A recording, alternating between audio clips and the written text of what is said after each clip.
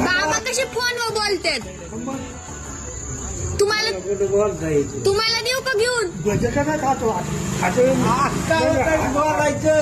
आता वाटतेली दोन वाटतेली तुम्हाला देऊ का फोन घेऊन बाबा हा तुम्हाला देऊ का फोन घेऊन मला पाहिजे आज माझ्या खिटात फोन असतो ऐकायला कुठे येते आज फोन आलाय तेव्हा फोन होता माझ्याकडे पण मी तुम्हाला देते ना बाई तुम्ही माझ्याशी बोलशान फोनवर